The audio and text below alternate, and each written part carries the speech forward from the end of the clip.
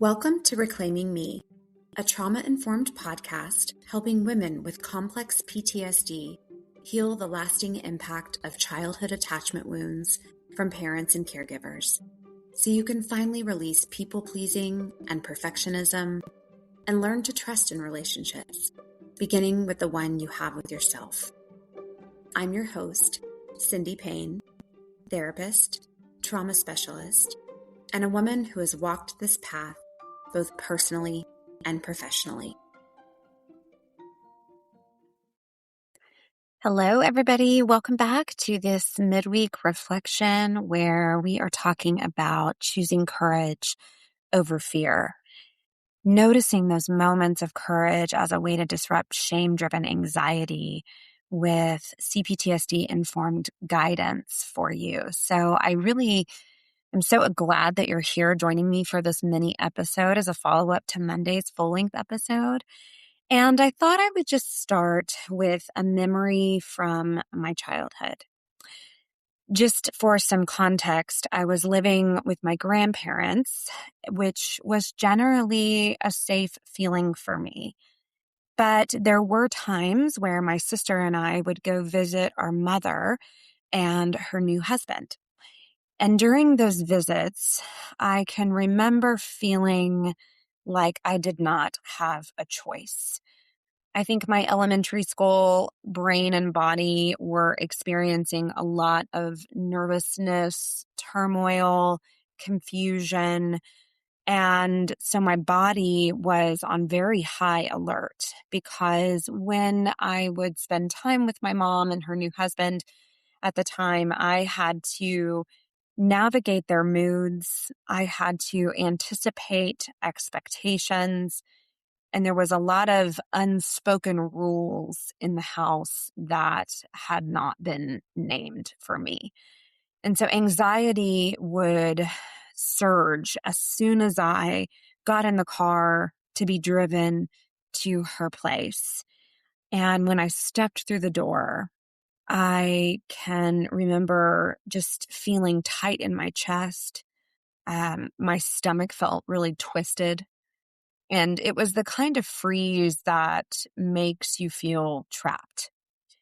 And shame was always there too, although I didn't understand it at the time. But it would whisper things to me that maybe sounded like, you don't belong here. You have no say when you're here. You better just disappear. And that right there, what I now understand is a classic CPTSD pattern. Because my nervous system learned really early on that I had to survive by staying small, staying quiet, staying invisible. So fear was not random for me. Fear was strategizing. And the freeze response for me was all about body protection. And what was it protecting me from? You might wonder. It was protecting me from relational danger when I had no real agency. And this relational danger didn't come straight from my mom per se. It was really more the spouse that she was married to at the time. And so what I invite you to do for this shortened episode this week is to think back to a moment, maybe this week, if you can recall, when your chest tightened, or maybe your stomach flipped, or you noticed that your mind was racing.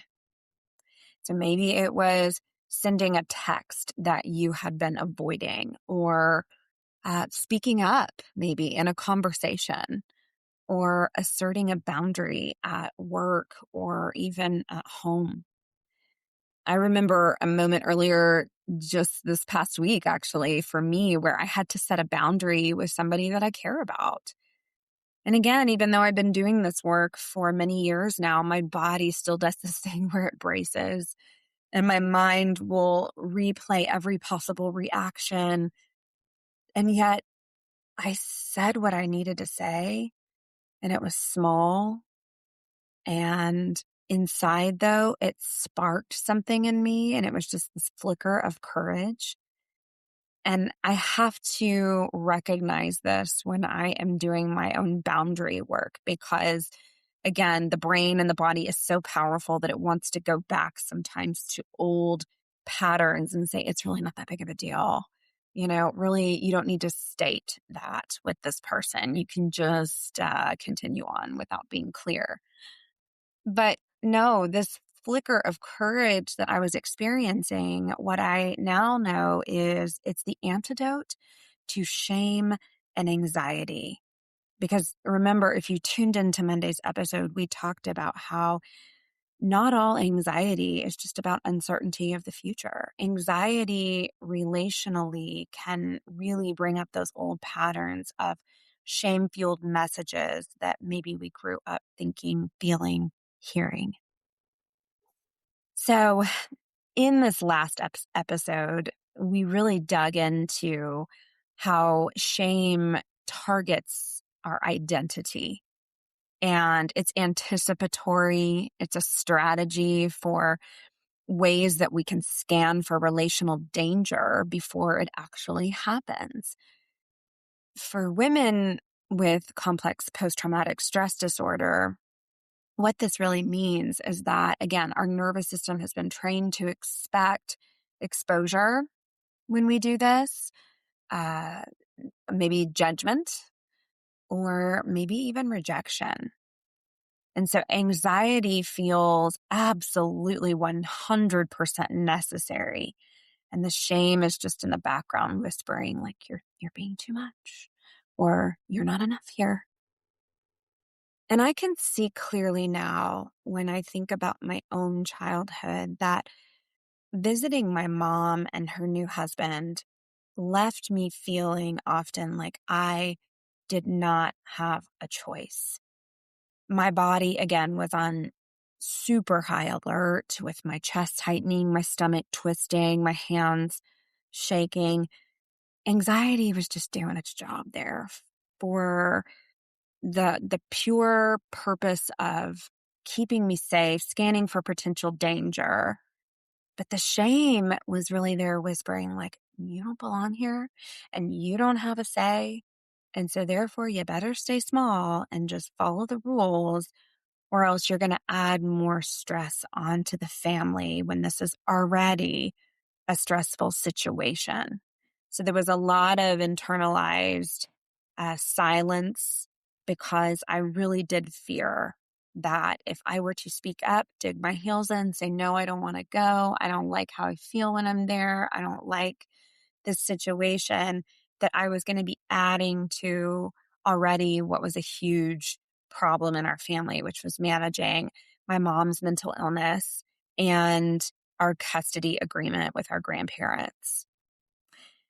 In that moment, again, it's textbook CPTSD. So the nervous system learned that being visible or expressing my needs could be unsafe. I could really disappoint and just set the whole family system off in the wrong direction. And that was not something that I was willing to do as a child. And so even now, decades later, those same circuits fire in my brain and body when fear or shame shows up. And that is why noticing courage, even in the tiniest acts, matters so much. It is the one way to retrain a system that learned perhaps to freeze. And so today we are noticing where even in that nervous system hypervigilance, you acted courageously. So small acts that push back against these shame messages without without erasing the reality of fear. So for this next exercise, I invite you to close your eyes if that helps. And again, I want you to picture the last few days. See if you can identify moments where your anxiety flared up or your shame threatened to make you freeze or hide. And yet you acted anyway. And perhaps this looked like speaking up when you wanted to stay silent, or reaching out to someone safe instead of isolating and holding your story under lock and key. Or perhaps you had to assert a boundary despite feeling uncomfortable. And what I want you to hear is that for someone with CPTSD, even these seemingly tiny acts of courage disrupt this shame anxiety cycle.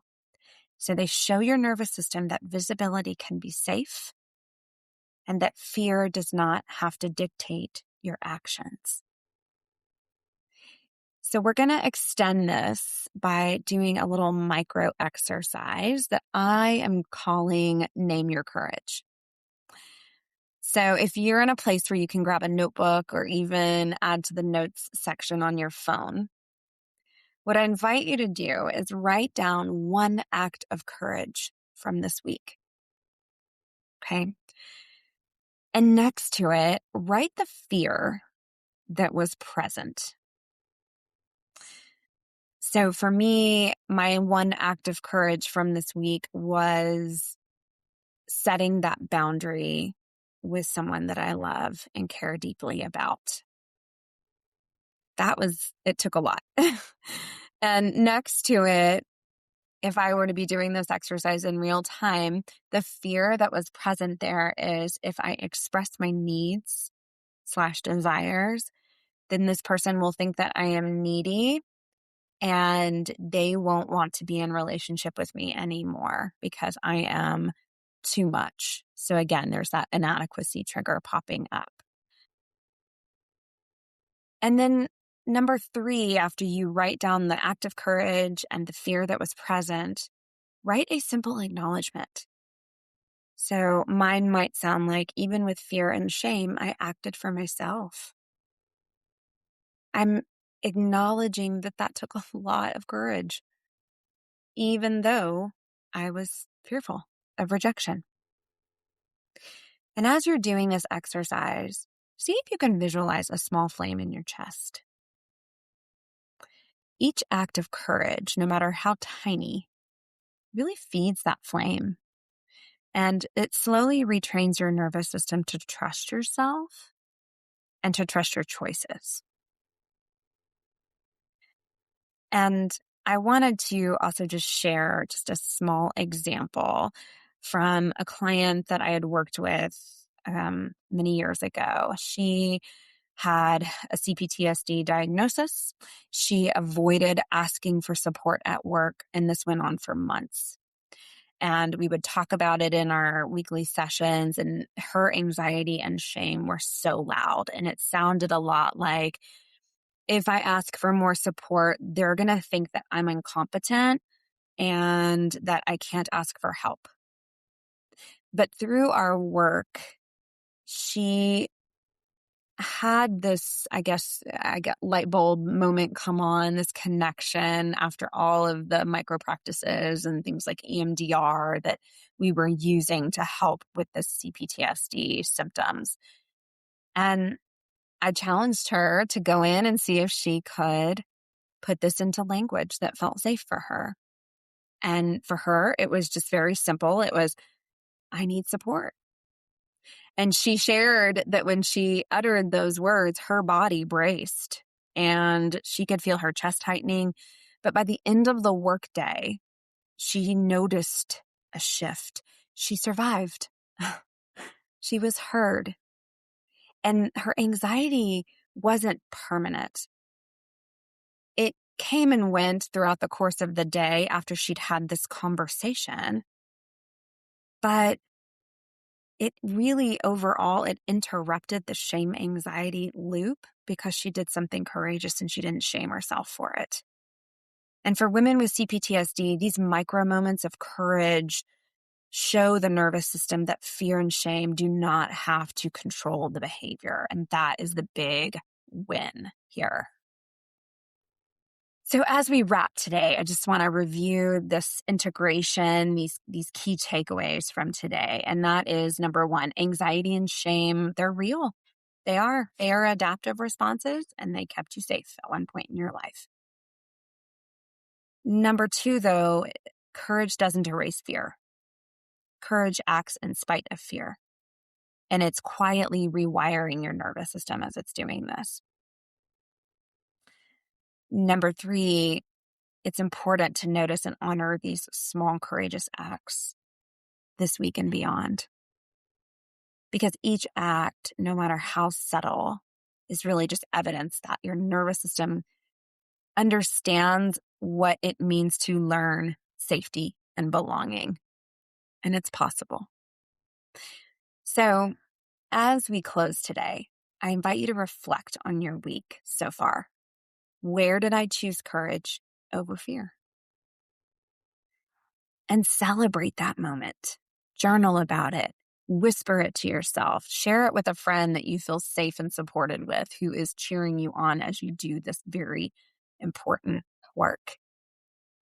And I hope you'll join me next week. We have a special guest coming on, and she is going to talk about women and midlife and choice.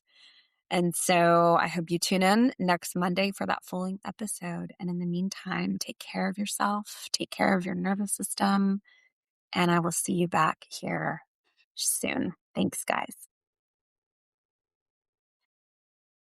Thank you for spending this time with me today. I hope you leave feeling a little lighter, a little more grounded, and a little closer to trusting yourself and your inner experience. If this episode resonated with you, please follow or subscribe so future conversations can meet you when they're needed. And if someone came to mind while you were listening, consider sharing this episode with them. That's one of the ways this work reaches the people who need it the most. You can find me on Instagram at Cindy Payne Rooted, and you can also visit me at cindypayne.com, where you'll find all episode links, blog posts, practice updates, and a free people-pleasing style quiz designed to help you notice your patterns with more compassion. And remember, every small step towards healing, self-trust, and presence matters. You are worthy of this journey. Thanks, everyone.